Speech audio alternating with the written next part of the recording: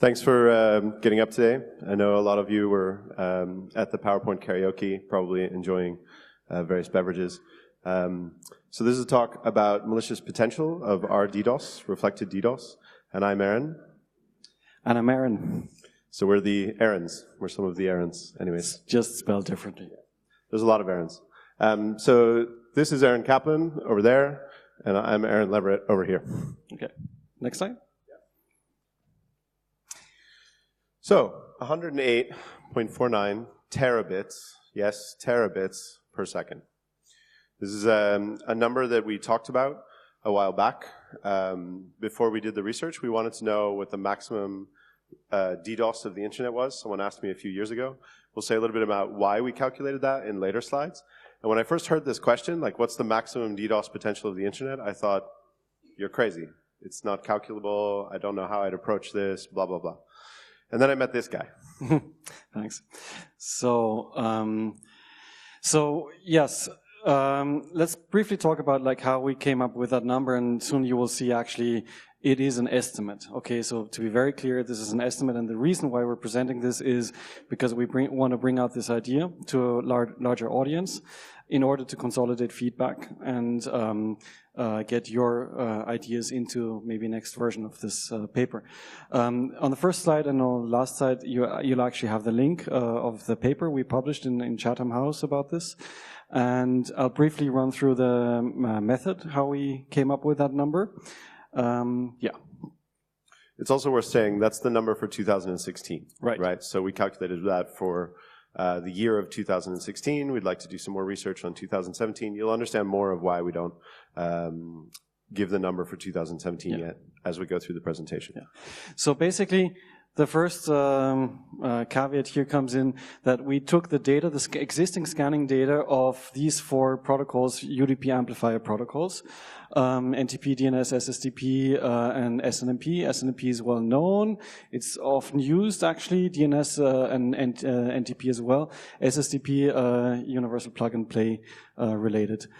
And the idea is I worked with JP Surratt on a project called Cybergreen on this, and did some stats, and the idea was to visualize that and make it understandable for policymakers, and to have a nice portal for this.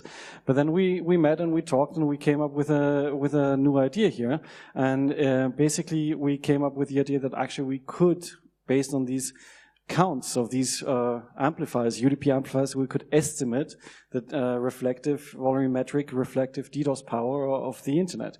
So how do we do it? Let's briefly recap how does UDP amplification work. You have an attacker, you have a UDP amplifier, and you have a victim.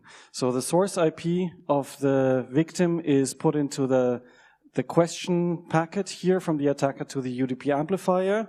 So the UDP amplifier thinks he has to send it back to the victim. And there's an amplification factor here. In this case, it would be 100. So if I send 1 byte per second here to the UDP amplifier, it will send one packet with 100 bytes back to the victim, which the UDP amplifier thinks is the attacker. So it's like the equivalent of, I order like 10,000 catalogs in your name and you get them. Yeah. Okay. So this is what's happening, and these are amongst the biggest DDoSes that we know. Yep. So what is the amplification factor for a couple of these protocols? For NTP, it's a large number, 556 is the factor. DNS varies between 28 and 54, so we took the average of those numbers. Jargon is also pretty nice. There's still a lot of jargon out there. RIP is quite nice, RIP version 1. Just take a look at your modem, for example. It might have RIP version 1 still enabled. You know? Pretty common. Yeah, so this here, you can look at this list. Okay, what does that give?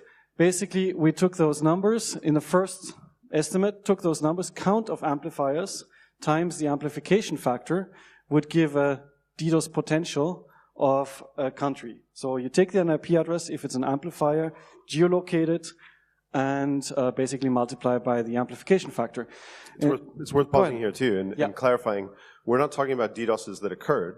We're talking about this is the potential. This is the space of amplifiers from which all DDoSes in a year do occur. So if you have data for 2016, you can go back and see how much of the potential was used at a given time based on all the attacks that you have seen. Right. Right? Mm-hmm. So the first numbers are pretty high. Like, remember, this is terabits per second. It's 651 terabits per second for all the UDP amplifiers in these 4 protocols in the US, according to MaxMind. However, after some discussions, we figured out actually this is not the whole picture, because what you need to factor in is, let's say an ISP has CPEs, Wi-Fi modems or something, and they will limit the upstream capacity. So if you remember the picture before, the attacker will send 1 byte per second or X bits per second in this picture, and here X bits per second times the amplification factor comes out. But of course, this is limited by the upstream capacity. Usually the right side here is higher, but the upstream capacity caps this. So we need to factor this in. So, easy task, right? Just get the upstream capacity of every IP address. Huh. Anybody have that data, just out of curiosity? Yes, please. Give it Love to to us. speak to you. Yeah. So Aaron came up with a really good idea to take the MLab data from here, measurementlab.net, and calculate, I think, the median, yes. So I calculated the quartiles, basically, the min, max, upper, and lower quartile, and the median. You might ask, why do we take the median instead of the average? Because capacities come in chunks, right? It's not like they're a smooth function. So we chose to use the median for every individual country. So does everyone, well, I doubt everyone knows, but has anyone in the room heard of MLab? Raise your hand. Good. All right, more of you should have heard of MLab. Yes. They do really cool measurement stuff. They're network nerds of the finest kind. They give us a lot of support on this. And they have this access, this data is open access. Now, to get it, you need to jump through a few hoops and get a Google account, because you need to use big table queries to query their data set, but they will pay for your queries. They have money to pay for your queries, so you don't have to get Google credits or anything to do this. So this data is open access, but requires a little work. And once you do that, you can then say, like, for this country in the world, I want, the medians, or I want the averages, or I want the maximums or the minimums or whatever. And I did that. I did quartiles for all of the 180 or so countries in the world for the entire year of 2016, and then I put that into tables that we use for the rest of our calculations for the year of 2016. And the reason that we wanted to do that over an entire year is because we get fluctuations in the amplifier counts. And we'll talk a lot more about scanning. I know a lot of people think that scanning is boring. We don't. We think it's very complicated, it's very interesting, and we're going to get into that a little bit in this talk. Also, just for the people interested in maths, in the paper we have the formula. Basically, you cap by the minimum of the upstream capacity and the amplification factor with the downstream capacity. So it's actually pretty simple, but yeah, it looks complicated as an equation. It's actually pretty simple, but it's really simple. It's basically just the minimum of the upstream times the the downstream to the amplification factor, or the upstream. And it turns out it's usually the upstream. Yes. Right? Surprise. Yeah. Okay, so why did we want to do this research? Why is this question interesting? Okay, so from my point of view, I used to be a penetration tester. I did a lot of offensive stuff, and then I went across from the Cambridge Computer Lab and IOActive, where I was working, to the business school. And I'm not, as you can see, a business school kind of guy, but they invited me over to the Risk Center, and I got the opportunity to work with some terrorism experts, some kidnap and ransom experts, some hurricane experts, who all do risk, right, of one kind or another. Financial risk, interbank lending, that sort of stuff. So it's like joining the X-Men of risk, and I'm kind of hanging around going, yeah, I'm a cyber guy, we don't have many equations, we don't really know what we're doing. But I got the chance to work with all of these other people, and they start showing me models of just how bad hurricanes could be, or just how bad interbank lending could be. And I start to think about things in these kind of risk perspectives, and someone comes up to me and goes, okay, we're going to speak to some cyber insurance companies, and they want to know what the maximum DDoS can be. And I just think, no, it's not possible, right? But also, because of being a penetration tester and because of being a hacker, when I see that something is impossible, I think, well, could it be possible again soon or in the future, or like what's going to change, right? And basically it slowly became clear we just needed data. We just needed the data, and then slowly we could get to the point where we could estimate it. So one of the things I want you to take away from this presentation is not the number, but that it is estimable. We can get to a point where we will be able to estimate this entire capacity for the internet and then compare it to the actual DDoS events that we see, and we'll know something about how effective attackers are based on how effectively they use the available reflectors. So for me, first of all, I like working with Aaron. That's already a good reason. But for me, the reason to look into that is basically scanning gave us this. I think I'm saying the same thing like you, just in different words. But anyway, scanning is a very interesting technique, and for the first time gives us like a global perspective on the internet. And based on that, and based on metrics and measurements, which I think we still have to improve, we can for the first time get a global picture of what how this really looks like, and this will shape the debate and the policy debate on a lot of IT security topics like DDoS, for example. We just chose DDoS in that case, and even limited to only 4 protocols. But you can expand that, and you can take that idea, that metric, and expand and basically make things measurable. And in other words, if you can't measure it, you can't improve it, and if you can't put a number to it in, let's say, lives saved or money or whatever. Terabits prevented, right? Yeah, right. Then we'll always stay in our circles, like the IT security circles, or, this hack is so bad and this and that and so, but, on the policy level, people will actually listen to money numbers or lives saved or whatever, yeah? Or like your talk about the healthcare industry. That's really actually important, yeah? And if we can translate that based on data and metrics, we can actually have a bigger impact.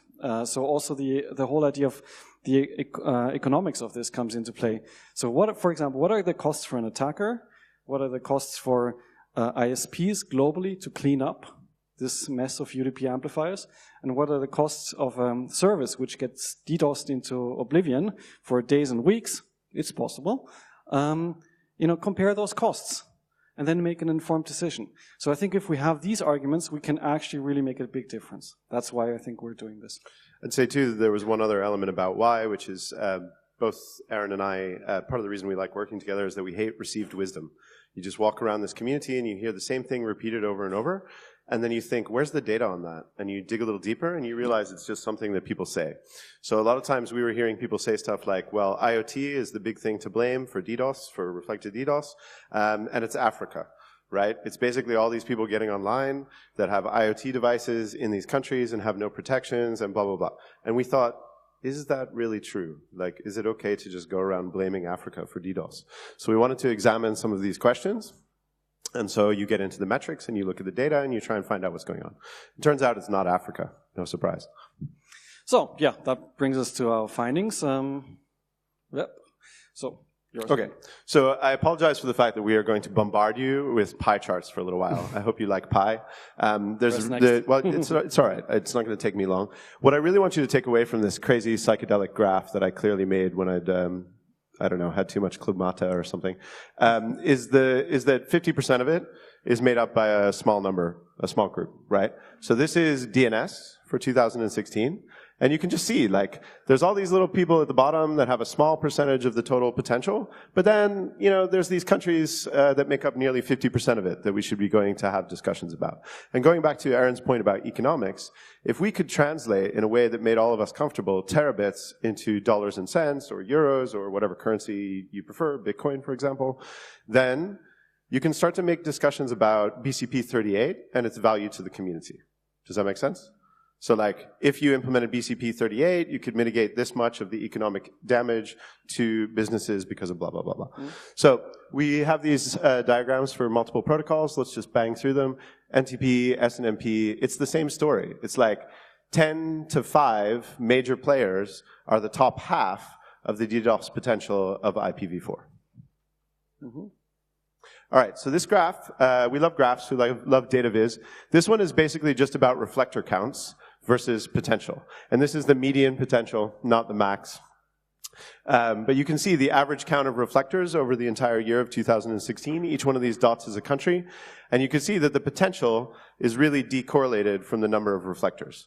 Now, traditional DDoS policy for mitigation is let's go find all the reflectors, and the more reflectors you clean up, the more of a difference this makes. Well, our argument is you should be focusing on the ones that have a lot of bandwidth. Surprise. So just to test this, basically, we took Russia as an example, the distribution of bandwidth, that's from ripestat.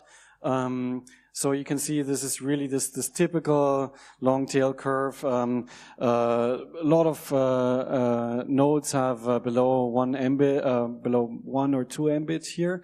And then a few have 70 Mbits, yeah. So this is really, in our formula, this reflects clearly that the number of high capacity nodes really trump the whole scene, basically, and right. yeah. Right, so basically if you go after the reflectors that are in these ASNs, or these countries, you're going to make a big difference. Now, this is a graph for an individual country, but it turns out bandwidth distribution looks like this. It's a pretty lot. much the same. So distributions matter, is basically what we're saying. Yeah. Right? Yep. This one. Okay, so this is another graph of a similar type. This is basically max. This is not median. This is max throughput, and it's not capacity. It's throughput. But if you do the download max versus the upload max, most of the countries cluster in this way. And if you do median, you get this nice kind of line that's going on in this sort of diagram. And then you have these two crazy outlier countries, the US and Czechoslovakia, that apparently have massive upload pipes.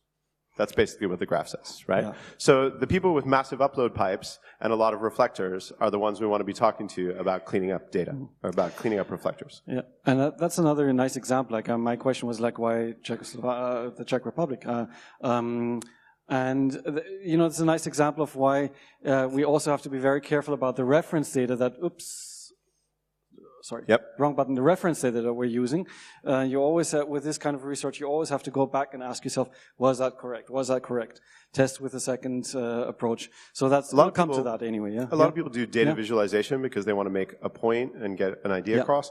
One of the things I love, again, about working with Aaron is that we use data viz just to look at the data and figure out what's weird about it, to find the outliers, the anomalies, and this is what leads to some of our insights. Yeah.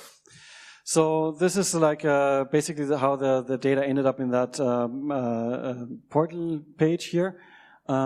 Here up there, so you can track things over time for different protocols. You can compare different countries or ASNs. You can get a split down of the different ASNs within a country here. Usually it's always like one big ASN which actually contributes the most. So you can get to this 80-20 efficiency principle, where you say first we'll talk with the big ASNs, the big producers of DDoS potential to clean that up. And yeah, that's pretty nice. Yeah. Can I say one more thing about this graph? So when working with CyberGreen on some data, one of the things we wanted to talk about is if you incentivize people to clean up some of their reflectors or to clean up some of the potential, what is the impact? And you see these graphs of like the number of reflectors. And if you start rewarding people, the graph just suddenly, goes and then drops, right? Because they firewall your scanners, and they've shown that they've cleaned up all their reflectors, and then you pay out, and then they haven't really done the work, right? We don't want that, and we're math nerds, so we look at which of these are monotonically decreasing or increasing, because it's a much better sign of what's going on in terms of mitigations. So I think that hits on another really important point. So if you really want to make a change, give them the feedback graph so that whoever cleans up can improve. And then basically give them stars, golden stars or whatever. Yeah, that's the trick of SSLLabs.com. A till F on test your SSL certificates and the server settings. And that really works. Gamification is a little bit stupid, but it works. Yeah. That's your okay, so we're not entirely comfortable with the data that we have for 2015, 14, and 13, which is why we focused on 2016. We waited till the data was stable in a way that we're comfortable with, but we still want to use it to make broad understanding of what's going on. So you can see this throughput normalized potential. So that's basically, instead of just using the amplification times the number of reflectors, now we're looking at what happens when you scale back by the available bandwidth of each individual country, right, or the throughput. And we use the median, as I said. So you can see it's growing over time. unsurprisingly, right? DDoSes are getting bigger and they're getting worse. If you only study DDoSes as an event, you know that's possible. But the thing that blows me away is that one of the largest DDoSes we saw in that year was 1.2 terabits a second, right? So 2 orders of magnitude larger is the potential. That's really, really interesting to me. And then I want you to focus on this throughput revealed percentage number over at the end, right? Which is basically saying, as you increase the bandwidth of the country, the DDoS potential is more revealed, and you're going to get bigger attacks flowing from that country. So as you increase bandwidth and you don't do any cleanup, you have a problem. Yeah. So, you know, since you mentioned Africa or so, yes, big pipes not only make the internet faster there, but also DDoS is faster, basically. Okay. Yeah, that's still yours? Yeah, so this was just a thought experiment. What if we throw away all of our complicated mathematical models and we just do averages? And the point is that you come out with a very different result. So I'm basically just saying that's not the approach that I feel comfortable with, and I think it's better to do individual countries or indeed ASN level data. So we're doing this again for ASNs in the future. Okay. So here you go. Here's the picture slide, right? We couldn't do every country in the world all at the same time, just because it wouldn't fit on a single Sankey diagram. But I think that the Sankey diagram really gives you a perspective of these countries that we're nearby today. And you can see for each individual protocol what the contributions are and how they contribute to the whole of that region, right? So that's just you know, the number of megabits per second that could flow out of this region in 2016. Any questions on this diagram? No. Everyone's bored of math. They want more exploitation.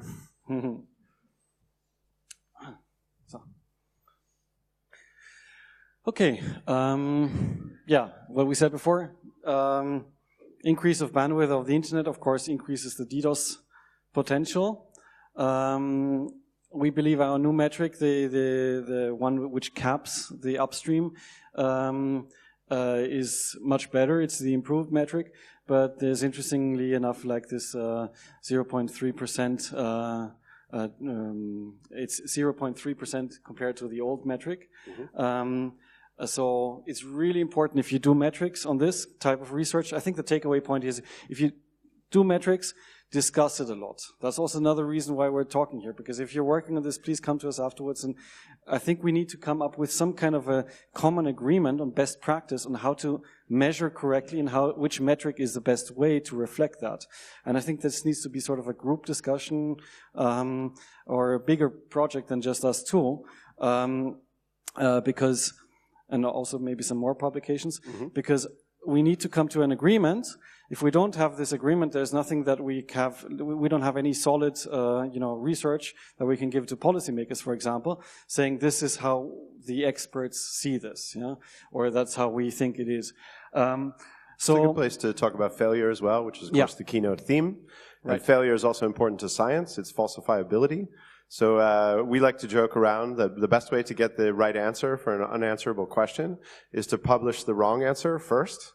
Because on the internet, everyone likes to correct a wrong answer, and you'll quickly come to some sort of convergence of what the right answer is. So that's basically what we're doing here, is we're publishing a very quick and dirty back of the envelope, okay, it was actually 2 weeks of work, but estimate. But we hope that you'll come along with better data sets, or better techniques, or better mathematics, or better statistics, or the view of actual attacks. One of the very clearly beautiful falsifiable elements of this work is if you see DDoS attacks as opposed to potential, you could take all of the DDoS attacks you see per year, you could try and get some measure of the flow per country in gigabits per second, megabits per second, terabits per second, and you can do rankings of the contribution of each country, right?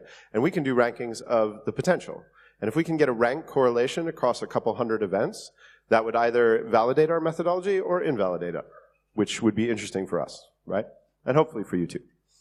So let's take a step back and let's examine how we did that. What was really the process? So first, somebody on the internet scanned. In that case, it was Jared Mouch. Thank you, Jared, for supplying the data. And he scanned, and he had his way of testing the whole internet. I took that data and collected it basically from him. Then we did some filtering, enrichment, the classical ETL process. Enrichment based on reference data sets, aggregated, and then presentation layer, okay? Some serious scanning nerds. Yeah. This is like nmap-IR0, which all of you clearly know the no, flags I think by heart. he actually wrote his own scanner for what? this. Yeah, yes. In user space? Yes. Sorry. I don't know. Okay. So in German, there's this nice saying, I don't know for the German speakers here, but wer misst, der misst. So roughly in English, it's like, if you measure crap. It's just a funny thing here is like crap in German sounds like measure. I think overall the trends of his scans were okay. I think there were some gaps sometimes. When he didn't scan, the hard disk was full or whatever. That's something that we need to accommodate for and basically know. It can also happen because of routing, right? Routing changes in the middle of a scan. Yeah. You know, when ZMAP came out, it became a lot easier to complete a scan. When we were back in the unicorn scan days, it might take, you know, a couple days or something to scan the entire IPv4 space, and you could lose chunks of routing in the middle of a scan, right? And also, when we were discussing this morning, we changed this. Clearly, the changes haven't propagated. That's not a question mark. We are aware of some poisoning attempts of scanning results. So if you scan from the same box repeatedly over and over and over, eventually you'll start to see results coming in that you know are invalid. And it looks like there are people out there that like to poison other people's scans with false data. Right. So basically, again, UDP can change the source IP address. If your ISP doesn't deploy BCP38, it goes through. And yes, that happens. So somebody's poisoning the scanners on the internet. Also, the interesting thing is here, a couple of these scans have widely different counts of the same thing. Comparing against other scans is pretty interesting. So you really have to carefully narrow down on what is the proper way to measure things here. That's a lesson that I took away, and I think we need this gold standard or a good documented how to scan properly, not only from the ethical side, not only from the privacy side, not from the opt-outs, only from the opt-out side. These things exist, but also like data quality. Data quality, yeah. And there are trade-offs. Scanning quickly with ZMAP or similar is easy. Well, it's possible now, yeah. Mm-hmm. For Shodan, for example, scans much slower. Yeah, so there are benefits to that. Yeah, I personally prefer scanning at below 1,200 packets per second because you get better results and you don't piss everyone off. So take that away.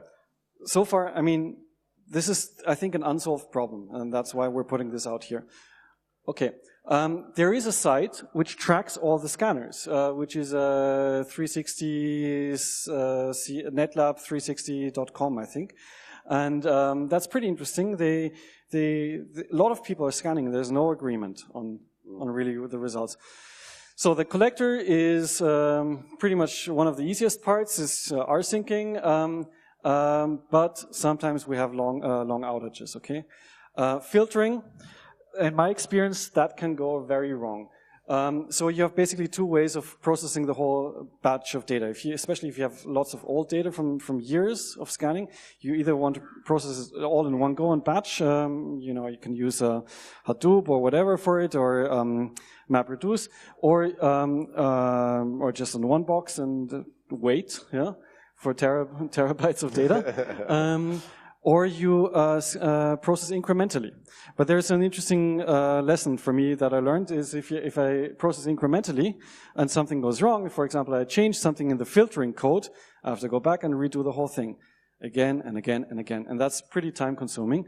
That's all a very fancy way of saying metrics have to be reliable. If you're going to repeat them, the repeatability has to match a certain level of quality, otherwise people can't use it, right? Yeah. And here in the filtering stage, a lot, you know, if you have errors here, it basically really amplifies all the way in to the back. I really love this final sentence, by the way, because it's absolutely true. That's why we do networks in the real world, because stuff is actually very, very weird. Yeah. So also you need to inspect a lot of the data, and that's, again, very time consuming. Yeah? And we're not 100% sure if we filtered out all the irrelevant answers. So there might be something in the data that is not relevant. Okay, there you go. enrich. Old school. Thanks. The enrichment stage, basically, you have typically IP to ASN, IP to country enrichment. So for IP to ASN, usually you use the most current border gateway protocol table, but that might vary a little bit. So that's also something to consider. What is the vantage point that you're, enriching from, sort of? The internet doesn't look the same from every IP address. Yeah. IP to country. First I used maxmind, then IP to location, and then maxmind again. Why maxmind? Because even though it's not 100% correct, everyone uses it, so it gives us better comparability. That's another thing to consider. Yeah. Country codes. Everyone knows the ISO 3166-2 standard, right? Yes. Of course, obviously. But some people prefer the International Olympic Committee list. Maxmind has a country code A1, A2, which is satellites and proxies. Anonymous proxies, yeah. Proxies, etc. Then you discovered a country T or something somewhere. Yeah. So XY, that's a famous NATO country for we don't know. I think. So there's a lot to filter out. And of course, once you come to the policy level, you want to present your data. There are sensitivities also that you need to respect, like, is it Taiwan, Chinese, Taipei, whatever. Yeah, so, upstream bandwidth, currently the best data that we got our hands on was MLab. If you have a better data set, if you know about a better data set, I would love to use Ookla, but that's speedtest.net. It's used a lot. They have a lot of data, but I think they sell it, and I didn't get access to it yet. But I think we can improve here. So a very simple thing you could do is rerun our experiments with different data and tell us what results you get. Yeah. And I think that's publishable, with or without us. So go. Yeah. Also, if you use that reference data to enrich, one mistake not to repeat is archive your reference data, because then you can reproduce the results. If you don't archive those, you're never going to be able to have the same enrichment step again. Yeah. Okay. Aggregation, easy. Basically, sum it up. Still, lots of loops and trying to do that correctly. For loops in Python code. Especially in Postgres, yeah. And the presentation layer, it's really important to point out exactly when you made omissions. For example, here there was no data coming in here. So this basically got interpolated here. Here there was a change in methodology of scanning. Yeah? So there's lots of places, and basically you need to be transparent about these. Yeah. Okay, so I think what we did so far is cap the upstream, the DDoS stream by the ISP's upstream. Yeah. But what we did not do yet is we did not check if there is a bottleneck in the backbone. Let's say between Holland and England, for example, very well connected countries. Maybe the backbone links are not as strong as the DDoS potential. Actually, we would have to have another min term in the formula in there. We don't have that yet. It would be cool to know that data. I didn't get it yet. We're working on it. Sorry? Yeah, we're working on getting that data. So we think it's a max flow problem across core internet, and we need different flows, right? So telegeography is a company that makes these wonderful subway cable maps. You might have seen them on the net or maybe printed somewhere in some offices. But these reflect laid fiber cables, but not lit fiber cables. Yeah. So again, this is an interesting thing. The details matter, and a simpler way of saying this is we don't think you could see a single terabit or a single 108 terabit attack. What we see that is an event set. You can see a number of attacks at any given time that might sum to less than that number, and we think the number might be substantially smaller when we consider core flows between different countries or ASNs. Yeah. So basically, maybe This is the potential at the edge, not the core. Right, exactly. So, but it boils down to a max flow problem. So you have different sources, and you have a destination. Let's assume only one net block gets DDoSed. What is the max flow between that destination and all the sources? Right. And that's actually the real mathematical problem here. Right. Yeah. So we understand the math, we don't have the data. So if you have the data, get in touch. Yeah. And you came up with something interesting. You found out some forums or so that they only managed to get 15 terabits per second in the Yeah, real world? so a mentor of mine gave me some advice years ago, which was basically be in the room with evil, both as an activist and as an intellectual. You should spend time with the people that you think are causing harm. So I went and spoke to another researcher that's at Cambridge, who's done fantastic work on stressors and booters. And I love speaking to people who interact with stressors and booters. And a couple of them said that the max they could generate was 15 terabits a second. So, you know, how much we trust random conversations with people on the internet anonymously is another question, but at least it's a data point, right? But they had no reason to basically hide it, right? So right, exactly. In fact, they have a reason to advertise it because they're making money by how much they can generate, right? So I think that's actually very interesting that our number is, the potential says there's more potential still, at least on the edge of the network, than the booters and the stress testers could really generate. So it's interesting, yeah. I think, well, we only, no, I'm still here, thanks. Okay. We also only tested these 4 protocols. So there's, as I showed you, the US cert list of the amplifiers. It would be really interesting to expand the protocol list and also add non-UDP amplifiers, let's say the Mirai botnet or similar, where basically the capacity is just the sum of the upstream capacities. Yeah? Okay. Okay, we got to wrap up because we got to be respectful of the next speakers who are also awesome, and we want to see them speak. But the main conclusion I want you to take away is that we think that this max rDDoS metric is calculable. So we think it's calculable. We've given you a number. Go away, try and calculate it, figure it out for yourselves. We don't think it's an unknowable number. And then we could expand this to IPv6, and we could do this by ASN, and we could look at variance per ASN and all sorts of other things. But the real main takeaway is essentially that bandwidth is far below amplification factor. And DDoS research so far for reflected DDoS has focused incredibly hard on the amplification factors, but they're far above the available bandwidth in most cases, so they're very, very limited by that upstream bandwidth. Or another way to say this is if we basically continue the focus is on cleanup, and so I think you mentioned the global internet health pandemic issue. That's a nice example of this. Yeah, if we see it collectively as this is something that we can clean up, start with the top producers or the top potential producers of reflective UDP DDoS. We can work down on that and make massive improvements because the techniques to solve that are known, BCP38, for example, and it's not that hard, actually. It's just something that really can now translate, eventually, maybe based on our research, into real monetary costs. You know, what is the cost of suffering a DDoS for weeks? It's possible. Versus over-provisioning your pipes. That's the classical answer of the large content delivery networks. Just buy more bandwidth. No. It's like you'll still get DDoSed to hell. Yeah, like, I mean, the only bottleneck that I really saw based on our findings was this unofficial Buddha stress tester estimate, 15 terabits. That was their capability based on their software, but not on the internet's bandwidth. The internet gives more. Right. Okay? So thanks very much for coming to listen to us. Yep. I really appreciate anyone who wants to get up and hear about math and scanning nerdery. So thanks for giving us your time and attention today. Okay.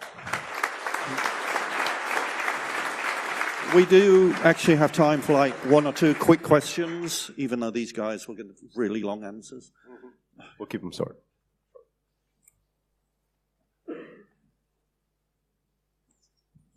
Hello, thanks for your talk. One question, you mentioned BCP38. I think this is quite important because nearly 80% of the ISPs implemented BCP38. Do you took that into, so are you aware of these numbers and where they implemented into your estimation? So, no, not so far. There is from Casey Claffey. There's quite a good research on that already. So basically, you can test on your own network if the ISP implements BCP38. So the answer to that, I thought about that also, and the answer to that is we still have so many UDP reflectors out there which work. You know, these are tested reflectors. Yeah. So the scanning that Jared did basically tests, is that really a reflector? Yeah. And would I, for example, for a DNS packet, would I get the answer back? Yeah. So it works whenever you are on some network where you can have enough capacity to instrument all of these UDP amplifiers, which exist anyway. And you just need to go to one ISP which doesn't implement BCP38 in order to instrument those. So basically that is a hard problem to say everyone needs to have BCP38, and then the whole problem will be gone. But everyone on the internet needs to have it's a herd immunity problem. Yeah. So essentially BCP38 in some places solves your problem, but we view this as our problem. Right. And if I can still find other places to generate the traffic, it doesn't matter so much. Yeah, so herd immunity. We should discuss this later because we want to keep it brief. So it's really a change of mindset, but it's a very important research in my opinion. Yeah? But we didn't incorporate it into the metric yet. So okay. Another question? One more? One more question? You want to? Yeah, okay.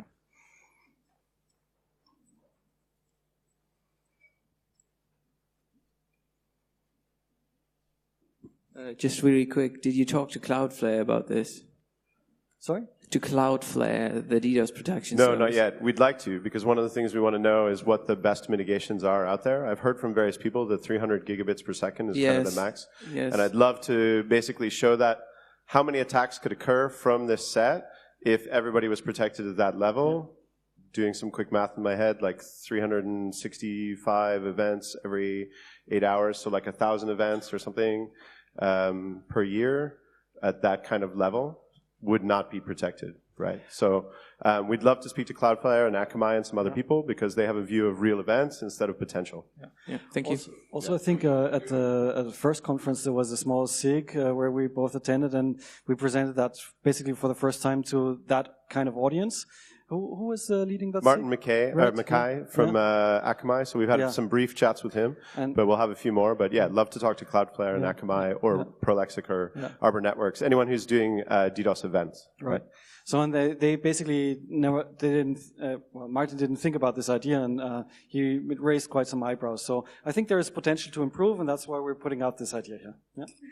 Okay, thanks a lot. We don't have time for any more questions. These guys are going to be outside. You'll be able to get them whenever you want. Thanks.